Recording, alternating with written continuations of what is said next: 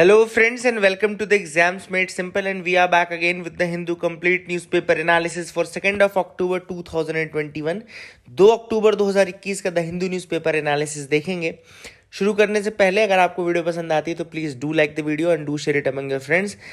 जैसा कि मैंने कल भी कहा था कि अगर आप वीडियो को लाइक करते हैं तो आपके पेरेंट्स घर वाले मना नहीं करेंगे ना। You can like the videos and all, है ना। तो please do like that from your side. Start करते हैं पहले आज के सवालों के साथ। The questions first. पहला सवाल है, C K Mishra committee was seen in news recently. The committee is related to which of the following domain. इनमें से किससे रिलेटेड है C K Mishra committee?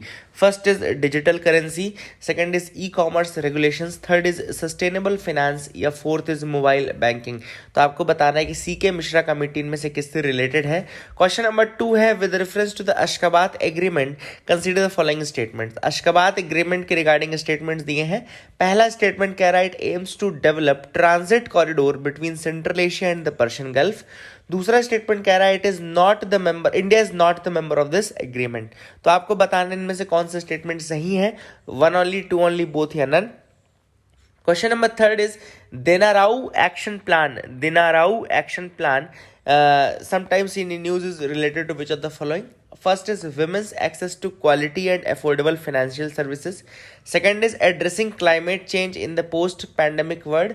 Third is ushering gender equality in workplaces. या fourth is building a sustainable and resilient urban infrastructure. आपको बताना है कि देनाराव action plan इनमें से किससे रिलेटेड है। So these are the 3 questions for you today.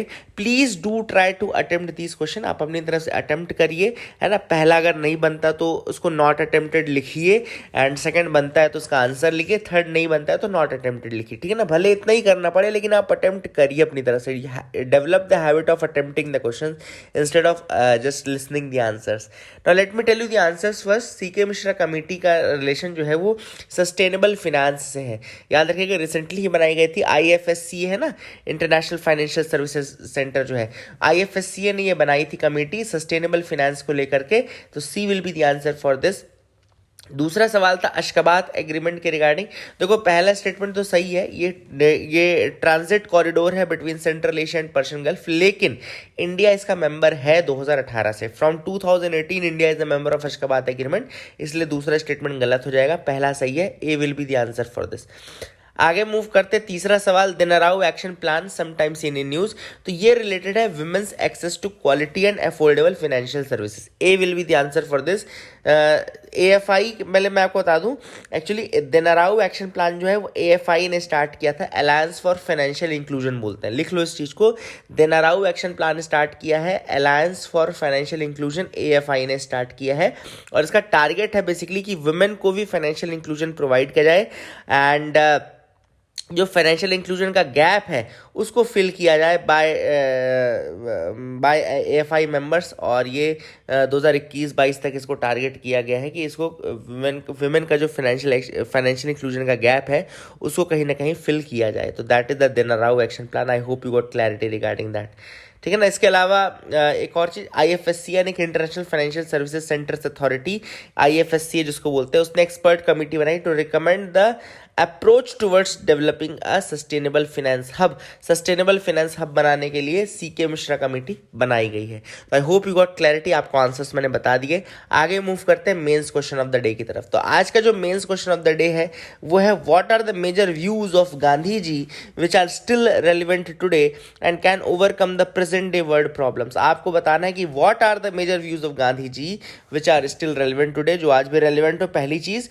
And दूसरी चीज कि वर्ल्ड प्रॉब्लम्स, अब चूंकि इस क्वेश्चन को जोड़ दिया गया है कि ऐसे व्यूज जो वर्ल्ड प्रॉब्लम्स को सॉल्व कर सके, तो आपको करंट इवेंट्स के साथ कनेक्ट करके आंसर लिखना पड़ेगा। जैसे कि अगर आप पीस को लिखेंगे, है ना, नॉन वायलेंस को लिखेंगे, तो फिर आपको किसी कंट्री का, चाहे सीरिया हो, चाहे इराक हो, चाहे अफगानिस्तान हो, वहाँ का आपको एग्जाम्पल देना पड़ेगा, कनेक्ट करके लिखना पड़ेगा। मतलब करंट से कनेक्ट करो महात्मा गांधी की फिलॉसफी को, उनकी थिंकिंग को, ठीक है ना। आगे मूव करते हैं, न्यूज एनालिसिस पार्ट में आते हैं, जिसमें PIB, न्यूज ऑन AIR, जो भी अलग अलग न्यूज है वो देखते हैं। पहली न्यूज है रिगार्डिंग CCA MLR। अब ये CCAMLR क्या है, सबसे पहली बात याद रखिएगा, एक इंटरनेशनल ट्रीटी है। CCAMLR याद रखिएगा, ये एक इंटरनेशनल ट्रीटी है जो कि मैनेज करती है एंटार्कटिक फिशरीज को। It manages the Antarctic fisheries, याद रखिएगा CCAMLR जो है it manages the Antarctic fisheries and it tries to preserve the species diversity and stability of the entire Antarctic marine ecosystem. तो पूरे के पूरे एंटार्कटिक मैरीन इकोसिस्टम का कहना चाहिए कि स्पीशीज डाइवर्सिटी को प्रिजर्व करना, उसमें स्टेबिलिटी प्रिजर्व करना, ये CCAMLR का काम है। It came into force in April 1982। कब आया था फोर्स में? ये अप्रैल 1982 में आया था। And India has been a permanent member of CCAMLR from 1986। 1982 में ये ट्रीटी आई थी। किसके लिए आई थी? मैंने बता दिया आपको, एंटार्कटिक के मैरीन इकोसिस्टम को प्रिजर्व करने के लिए, वहाँ के फिशरीज को प्रिजर्व करने के लिए, फिशरीज की स्पीशीज डाइवर्सिटी को प्रिजर्व करने के लिए, उसमें स्टेबिलिटी मेंटेन करने के लिए इसको लाया गया था, CCAMLR, याद रखिएगा। And India has been a member since 1986। आई कब थी ये? 1982 में आई थी, ठीक है ना, इसको याद रखिएगा। That is the thing which is very very important. And India में भी मिनिस्ट्री ऑफ अर्थ साइंसेज का एक अटैच्ड ऑफिस है, centre for marine living resources and ecology इसको बोलते हैं। कोची केरला में लोकेटेड है centre for marine living resources and ecology, Kerala Kochi में है ये, और ये इसका मतलब कि कोऑर्डिनेशन में रहता है CCAMLR के साथ। दूसरी जो न्यूज़ है वो है डिजी सक्षम के बारे में। डिजी सक्षम यानी डिजिटल सक्षम, एंड ये initiative ministry of labour and employment ने लॉन्च किया है। Ministry of labour and employment में लॉन्च किया है क्या? डिजी सक्षम। अब ये क्या है? It's a joint initiative with Microsoft India. ये माइक्रोसॉफ्ट इंडिया के साथ ये जॉइंट इनिशिएटिव है and it is the extension of the government's ongoing programme to support the youth from rural and semi urban areas, ठीक है ना, rural and semi urban areas की youth को सपोर्ट करना है। माइक्रोसॉफ्ट के साथ मिलकर के ये डिजी सक्षम इनिशिएटिव है एंड इसमें free of cost training digital skills में प्रोवाइड की जाएगी। बेसिक जो ट्रेनिंग होती है डिजिटल की, कंप्यूटिंग से लेकर के ये सारी चीज़ें, वो 3 लाख यूथ को, यानी 3 lakh youth in the first year will be given this training, ठीक है ना। एंड देन उसके बाद जॉब सीकर्स जो हैं वो नेशनल कैरियर सर्विस पोर्टल जो है वहाँ जा करके जॉब के लिए अप्लाई कर सकते हैं। Digi section will be implemented in the field by Aga Khan Rural Support Programme India, AKRSP बोलते हैं जो, वो उसके द्वारा ये इम्प्लीमेंट किया जाएगा इंडिया में ट्रेनिंग के लिए। एंड इसके साथ साथ मैंने कहा जैसे माइक्रोसॉफ्ट इंडिया इसके साथ इसका पार्टनर है, तो वो आप याद रखिएगा। इसके अलावा कौन सी मेजर स्किल्स हैं जिसमें ट्रेनिंग प्रोवाइड की जाएगी? तो पहला है डिजिटल स्किल्स, है ना, दूसरा है self paced learning, and then है VILT मोड ट्रेनिंग। VILT क्या है? वर्चुअल इंस्ट्रक्टर लेड, है ना, VILT वर्चुअल इंस्ट्रक्टर लेड, और ILT क्या है? इंस्ट्रक्टर लेड, ठीक है ना। तो दोनों मोड ऑफ ट्रेनिंग है, वर्चुअल इंस्ट्रक्टर लेड ट्रेनिंग और ILT and instructor led training भी है, ठीक है। That is the thing which is important, आप याद रख सकते हैं।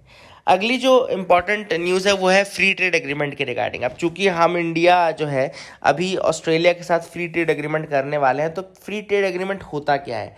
एक्चुअली में फ्री ट्रेड एग्रीमेंट 2 कंट्रीज़ के बीच का पैक्ट होता है to reduce the barriers to import and export among them.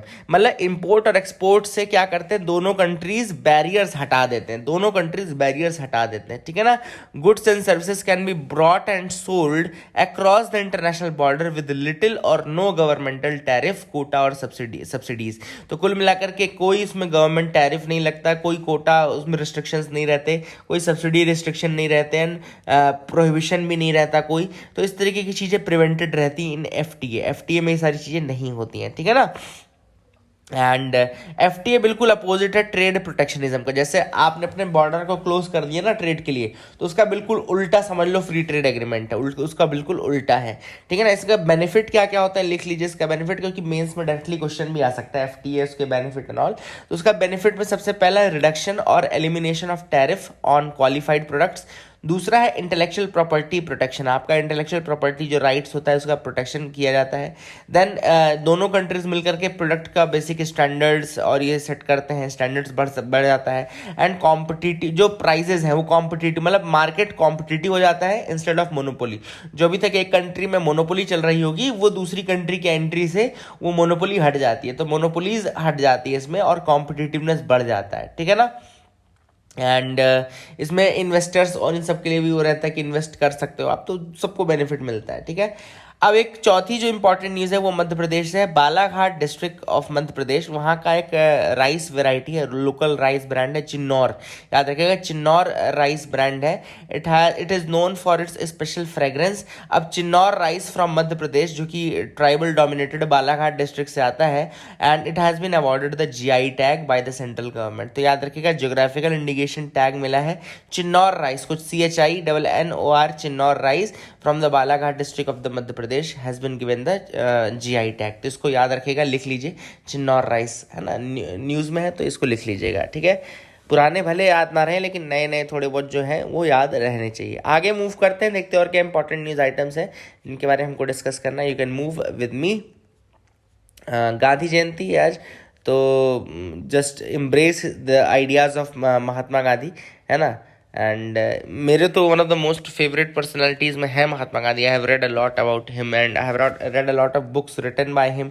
इनके पेपर्स जो थे, चाहे वो इंडियन ओपिनियन के हो चाहे यंग इंडिया के हो, I have read all and they are amazing. Once you read Mahatma Gandhi you will never criticise him. इनको क्रिटिसाइज करने वाले ज़्यादातर वो लोग हैं जो पान के ठेलों में खड़े होकर के जिन्होंने हिस्ट्री जानी है, जिन्होंने चाय पीते पीते दूसरों से हिस्ट्री जानी है, उन लोगों से जो खुद हिस्ट्री कभी पढ़े नहीं है ना। तो जो लोग क्रिटिसाइज करते हैं महात्मा गांधी को फॉर एनी ऑफ रीज़न, वो ज़्यादातर वो पान के ठेले, पान की गुमटी वाले लोग ही हैं, है ना। तो उनकी पान की गुमटी वाले लोगों की बात में ना आइए और अपने से पढ़िए एंड देन जज करिए, है ना। रेशनल थिंकिंग के लिए महात्मा गांधी बोलते थे, तो वही चीज़ आपको भी एम्ब्रेस करनी चाहिए। Always have a rational thinking, है ना, always have a ethical standard. Start करते हैं आज का जो आर्टिकल है पहला, reading Gandhi as a lesson of political maturity. Now this a very important article, बहुत ज़्यादा अच्छा आर्टिकल है। महात्मा गांधी से कुछ बहुत अच्छे व्यूज़ हैं, कुछ बहुत अच्छे उनकी जो क्वालिटीज़ थी उनको यहाँ पे हाईलाइट किया गया है। मैं इस आर्टिकल में इंटरनेशनल इवेंट से कनेक्ट नहीं किया गया है, लेकिन मैं थोड़ा सा कनेक्ट करके आपको बताऊंगा, है ना। सबसे पहले जो आर्टिकल में नहीं लिखा है मैं आपको बता देता हूं कैसे आप आंसर जब राइटिंग करेंगे, जो मैंने आज का क्वेश्चन दिया उसमें किस तरीके से आप व्यूज़ को अटैच करेंगे। देखो सिंपल सी बात आपको बताता हूँ। महात्मा गांधी के जो मेजर व्यूज़ थे, पहला व्यू अगर मैं आपको बताऊं वो जैसे सत्याग्रह जो है वो आज भी उतना ही रेलिवेंट है। मतलब ये जो नॉन वायलेंट मेथोडोलॉजी थी सत्याग्रह, मतलब टू सीक द ट्रुथ, सत्य का आग्रह करना, नॉन वायलेंट मेथोडोलॉजी थी सत्य का आग्रह करना। This is very much relevant. आज के परिप्रेक्ष्य में जब आप जोड़ेंगे तो आप देखेंगे कि कई जगह ऐसा होता है कि कई जगह पे अगर आप कोई डिमांड कर रहे हो तो वो वायलेंट टर्न हो जाती है ना। बहुत जगह पे हमने देखा है कि कोई डिमांड कोई रेज कर रहा है तो वो वायलेंट टर्न हो जा रही है। ऐसे में महात्मा गांधी की जो फिलॉसफी है नॉन वायलेंस की, सत्याग्रह की, that is very much relevant. तो आप इस तरीके से कनेक्ट कर सकते हैं। दूसरी चीज आपको जो कनेक्ट करने, जैसे आपको नॉन वायलेंस एंड पीस है, international peace, non violence and international peace. अब ये जो है जैसे तालिबान का केस अगर आप ले लिया हो, तालिबान के केस के लिए भी महात्मा गांधी की फिलॉसफी बहुत ज्यादा काम आती, किस तरीके से, है ना। इसके अलावा जो विमेन राइट्स की हम बात करते हैं, वहाँ पे भी तालिबान को एक लेसन देना चाहिए कि तालिबान क्या कर रहा है, विमेन को क्या कर रहा है वहाँ पे, है ना। उनको राइट्स नहीं दे रहा है, उनको उनकी फ्रीडम नहीं दे रही। लेकिन महात्मा गांधी ने, याद करो आप, अगर आपने देखा हो तो उनके जो बड़े बड़े मतलब कि जो नेशनल मूवमेंट्स हुए हैं वहाँ पे फीमेल्स का कितना बड़ा रोल रहा है। अब very important role was played by the female in the civil disobedience movement, चाहे आप ले लीजिए, है ना। बहुत इंपॉर्टेंट रोल रहा है। तो ये एक इंपॉर्टेंट जो थिंकिंग है, जो एक इंपॉर्टेंट लेसन है वो हमको मिलता है। आर्टिकल में जो लिखे हैं वो मैं आपको बताऊंगा, ये आर्टिकल में नहीं लिखे हैं इसलिए मैं आपको बता रहा हूँ कि आपको कनेक्ट करना है तो ये पॉइंट्स भी लिखने हैं। देन इसके अलावा जो लोकल पब्लिक है, यानी कि जो कम्युनिटी लेवल का पार्टिसिपेशन है, यानी कि जो third tier of the government है, उसके रोल के लिए भी महात्मा गांधी की फिलॉसफी जो थी, गो बैक टू विलेजेस, वो बोलते थे, go back to villages. Village panchayat को एक गांधीयन डीपीएसपी माना जाता है। क्यों? क्योंकि वो बहुत ज़्यादा चाहते थे कि कोऑपरेटिव सोसाइटीज अच्छे से काम करें, लोकल लेवल का गवर्नमेंट, थर्ड टियर गवर्नमेंट अच्छे से काम करे, है ना। एंड वो चीज़ तो इंडिया में ही रेलिवेंट है। आज भी अगर आप देखो तो ना ऑटोनॉमी नहीं है, थर्ड टियर ऑफ गवर्नमेंट में कहीं जगह इलेक्शन ही नहीं होते हैं, है ना। तो that is very much important and वो आप लर्न कर सकते हैं, सीख सकते हैं। अब हम आते हैं आर्टिकल में, जो आर्टिकल में चीज़ें दी हैं, ठीक है ना। पहली चीज महात्मा गांधी का अगर देखें, what distinguishes Mahatma Gandhi from others, पहली चीज जो डिस्टिंग्विश करती है Mahatma Gandhi from others is that he had a hope, उनके पास एक हमेशा होप रहती थी। He believed in the moral growth of humanity, बहुत इंपॉर्टेंट चीज है, he believed in the moral growth of humanity. Important चीज ये है कि महात्मा गांधी ऑलवेज कंसिडर जो मोरालिटी का प्रिंसिपल है, मोरालिटी एथिक्स, इनको गाइडिंग लाइट्स मानते थे। Mahatma Gandhi always thought that morality and ethics should be the guiding principles of humanity. And ये एक इंपॉर्टेंट चीज़ है जो उन्होंने हर चीज़ से कनेक्ट की है, चाहे आप स्पिरिचुअलिटी को ले लो, चाहे आप जो नॉर्मल पॉलिटिक्स को ले लो। He always thought that politics is nothing but a set of moral principles, a set of ethical principles. Politics में भी उन्होंने एथिक्स और स्पिरिचुअलिटी, मोरालिटी का ही ज़्यादातर रोल उन्होंने बताया। तो ही always believed in the moral growth of the humanity, ठीक है ना। इसके अलावा अगर आप देखें तो उन्होंने देखो ये लिखा है, politics was essentially an ethical mode of conduct.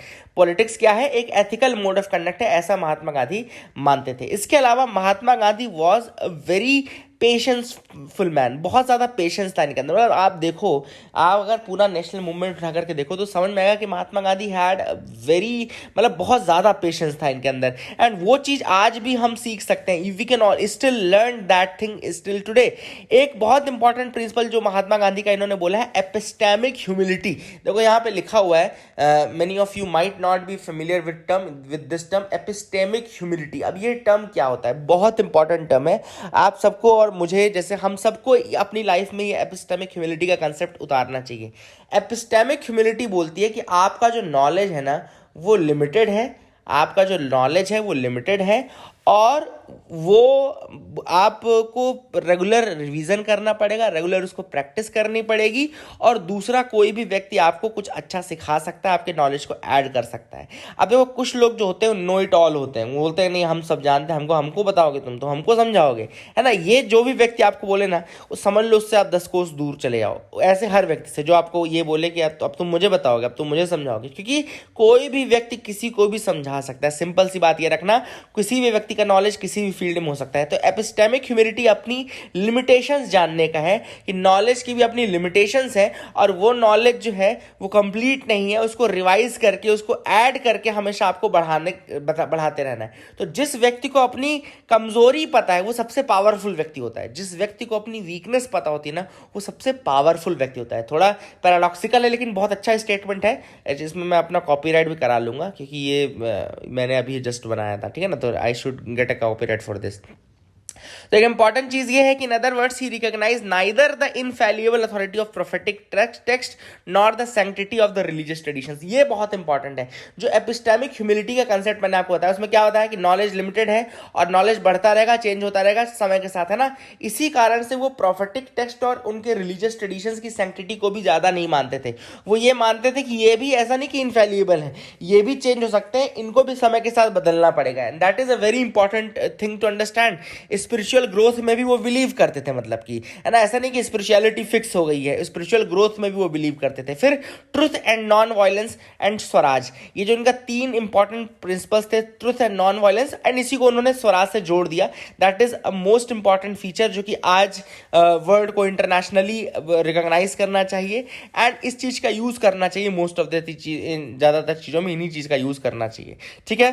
Then इसके अलावा आपने देखा होगा कि चाहे वो रिलीजन हो, चाहे इन सब में वो सेल्फ गवर्नेंस का प्रिंसिपल बोलते हैं। अब सेल्फ गवर्नेंस को देखो अपन 2 तरीके से समझ सकते हैं। एक तो अपन जो समझते हैं लोकल सेल्फ गवर्नमेंट, जो हम समझते हैं, ठीक है ना।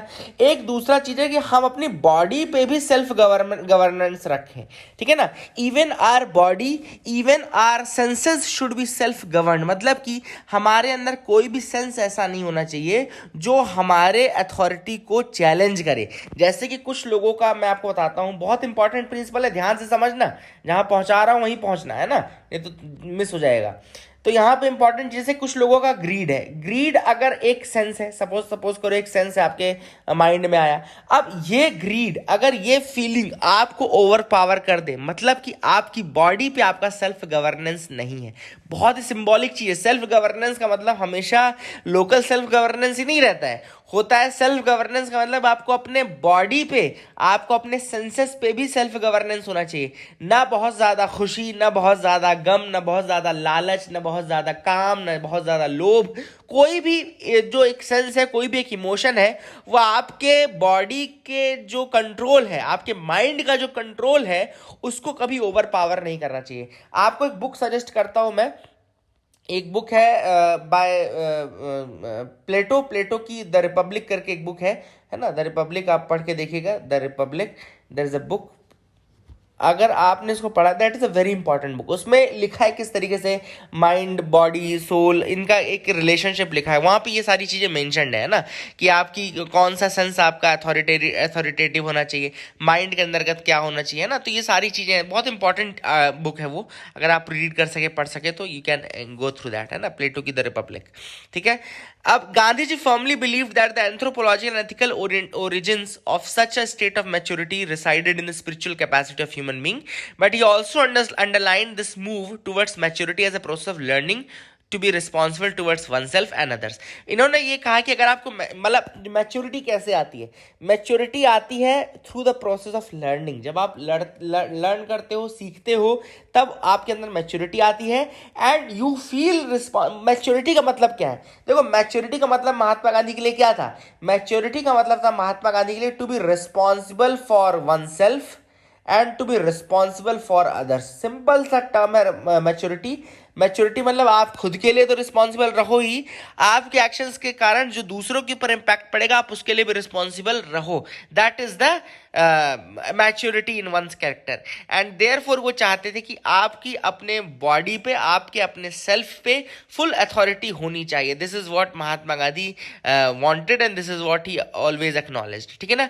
Therefore it is without saying that by reading Mahatma Gandhi closely and correctly we can get to the conclusion that despite all his shortcomings, his appeal to mature and conscientious politics and nobility of spirit continues to be strong ethical response। मतलब जो maturity वाला aspect है, ये भी international आप देखो कितना important है। You have to be responsible to oneself and responsible for others also. You have to take the responsibility for others. America तक सीख सकता है इस चीज से, मैच्योर्ड पॉलिटिक्स के का, है ना, कंसेप्ट। तो ये सारी चीजें महात्मा गांधी से हम सीख सकते हैं। The time to sound the bell with close door reopening. यहाँ पे स्कूल्स की ओपनिंग के बारे में ये आर्टिकल लिखा गया है। सबसे पहले ऑथर ने लिखा है कि जो डिजिटल लर्निंग के गैप थे या ऑनलाइन लर्निंग के गैप थे, उनको ये 1-to-1 लर्निंग ही फुलफिल कर सकती है, और 1-to-1 लर्निंग का अल्टरनेटिव डिजिटल लर्निंग नहीं हो सकता, ये भी उन्होंने कहा है। क्योंकि ऑब्वियस सी बात है, जो इमोशनल कनेक्ट आपका 1-to-1 लर्निंग में होता है, वो ऑनलाइन लर्निंग में नहीं होता है। अगर आप बाकी के ड्रॉबैक्स छोड़ दो, जैसे कुछ लोगों के पास मोबाइल नहीं है, कुछ लोगों के पास इंटरनेट नहीं है, कुछ लोगों के पास डिजिटल लिटरेसी नहीं है, ये सारे शॉर्टकमिंग्स तो हैं ही, लेकिन जो मेजर शॉर्टकमिंग है वो ये है कि डिजिटल लर्निंग जो है वो 1-to-1 लर्निंग को रिप्लेस नहीं कर सकता because of the emotional connect. जब बच्चे एक दूसरे से मिलते हैं, उनके साथ खेलते हैं, तो जो वो प्रिंसिपल ऑफ टीम स्पिरिट और ये सारी चीज़ें सीखते हैं, जो शेयरिंग इज केयरिंग वाला प्रिंसिपल वो सीखते हैं, है ना। ये सारी चीज़ें वो ऑनलाइन एजुकेशन में नहीं सीख सकते। This is the once and for all important thing to understand. इसके अलावा ऑथर ने यही कहा है कि the decision to reopen the school is fraught with emotions, fear. हाँ, ये बिल्कुल सही बात है कि है, लेकिन क्या किया जा सकता है कि जैसे गवर्नमेंट क्या कर सकती है कि वैक्सीनेशंस, पहले तो स्टाफ को पूरा मैंडेटरी होना चाहिए जितनी भी है, स्कूल्स की प्रॉपर क्लीनिंग, पूरा प्रॉपर सैनिटाइजेशन डेली होना चाहिए, है ना। बच्चों के लिए वही है, मास्क, सैनिटाइजर्स, ये सब मैंडेटरी होना चाहिए। प्लस बच्चों के लिए भी वैक्सीनेशंस का वो करना चाहिए इंतजाम। प्लस आपको ये देखना चाहिए कि जो मतलब किस तरीके से बच्चे बाहर कहीं ना गेन करें। स्कूल्स में ज़रूरी नहीं कि वो ज़्यादा गेन करेंगे, स्कूल्स के अलावा बाहर उनको थोड़ा प्रिवेंट करना है अभी भी, ये चीज़ ऑथर ने यहाँ पे कही है। ठीक है ना। फिर इसके अलावा schools can focus to start the schools with the pre primary schools and जो छोटे बच्चे हैं वहाँ से स्कूल खोल सकते हैं, वो कम ससेप्टेबल है टू गेन द इन्फेक्शन। ये चीज़ बिल्कुल ऑथर ने कही है। एंड टीचर्स के लिए भी ऑथर ने तारीफ की टीचर्स की कि पैंडेमिक के टाइम पे बहुत ज़्यादा रेजिलियंस शो किया, डोर टू डोर विजिट्स तक किए उन्होंने स्टूडेंट के घर में, है ना। क्योंकि मैं भी आपको इस चीज़ बता सकता हूँ क्योंकि my mother is related with this only, है ना, स्कूल एजुकेशन। एंड यहाँ पे मैंने देखा था कि वहाँ जो भी उनका स्टाफ था, मेरी मदर का जो स्टाफ था, that was very actively working towards that. Even my mother was actively working towards that only, कि बच्चों के घर घर जा करके उनको बुक्स देना, जैसे बुक आवंटन होता है गवर्नमेंट स्कूल्स का, आपको पता होना चाहिए कि बुक्स बांटी जाती हैं, है ना, उनकी साइकिल्स बांटी जाती हैं, है ना। तो ये सारी चीज़ें ये घर घर जा करके किया गया है पिछले साल, and that is what has been done by the teachers, that has been done by the school staff, and also that big shout out to them also. They are the backbone of this country, no doubt they are the backbone, और teachers and the school staff is the backbone of this country, है ना। तो that is the thing which is important. And यहाँ पे author ने कहा है कि स्कूल को ओपन करना जो है एक अच्छा एक इनिशिएटिव रहेगा, है ना, क्योंकि जो बच्चे मिस कर रहे हैं वो स्कूल्स में जाकर के दोबारा से जो उनका इमोशनल कनेक्ट है वो वापस आएगा, लर्निंग तो बढ़ेगी ही, उनका जो लाइफ का इंपॉर्टेंट लेसन है वो भी लर्न करने को मौका मिलेगा। अगली न्यूज़ है renunciation of Indian citizenship now simpler. अब यहाँ पे मिनिस्ट्री ऑफ होम अफेयर्स ने कहा है कि भैया आप अप्लाई करेंगे रिनंसिएशन के लिए और 60 दिनों में आपकी सिटीजनशिप हम गायब कर देंगे, ठीक है ना। तो यहाँ पे मैं आपको थोड़ा बताता हूँ, लॉस ऑफ सिटीजनशिप एक पूरा टॉपिक है, जब आप पढ़ेंगे पॉलिटी तो लॉस ऑफ सिटीजनशिप 3 तरीके से होता है, याद रखिएगा। लॉस ऑफ सिटीजनशिप 3 तरीके से होता है, इसको RTD बोलता हूँ मैं, RTD, यानी कि रिनंसिएशन, टर्मिनेशन एंड डिप्राइवेशन। याद रखिएगा, रिनंसिएशन, टर्मिनेशन एंड डिप्राइवेशन 3 होते हैं RTD, लॉस ऑफ सिटीजनशिप 3 होते हैं RTD, renunciation, termination, deprivation. Renunciation क्या होता है? वॉल्यूंटरली जब एक पर्सन दूसरे कंट्री की सिटीजनशिप एक्वायर कर लेता है, याद रखिएगा, वॉल्यूंटरली बाय एन एक्ट, एक पर्सन अपनी मतलब की छोड़ना चाहता है, अपनी सिटीजनशिप छोड़ना चाहता है और दूसरे की लेना चाहता है, ठीक है ना। मतलब कि अपनी सिटीजनशिप जब वो छोड़ना चाहता है तो उसको रिनंसिएशन बोलते हैं, ठीक है ना।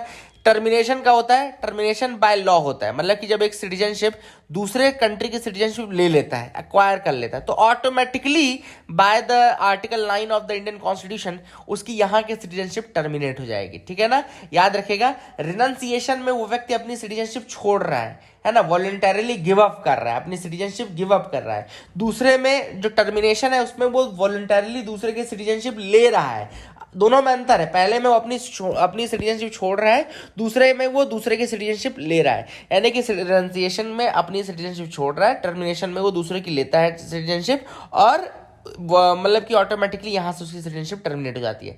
देन डिप्राइवेशन, डिप्राइवेशन मतलब कि कंपल्सरी टर्मिनेशन कहलाते हैं ये, of citizenship of Indian obtained by registration और naturalization by the government of India on charge of using fraudulent means to acquire the citizenship. Deprivation मतलब अगर किसी व्यक्ति ने फ्रॉड तरीके से इंडियन सिटीजनशिप ले ली है, या कोई ऐसा कर दिया है, कोई काम किया है ना, गलत तरीके से लिया है, तो उसकी जो सिटीजनशिप जाती है तो डिप्राइवेशन के अंतर्गत जाती है। These are the things which are important, I hope you got clarity regarding that as well. आगे देखते हैं, और से कोई आज इंपॉर्टेंट बहुत न्यूज़ आइटम यहाँ पे आए नहीं थे, है ना। तो that is the thing which is important. That is it for the day friends, please do like share subscribe, keep loving us, keep sharing us, thank you and have a nice day.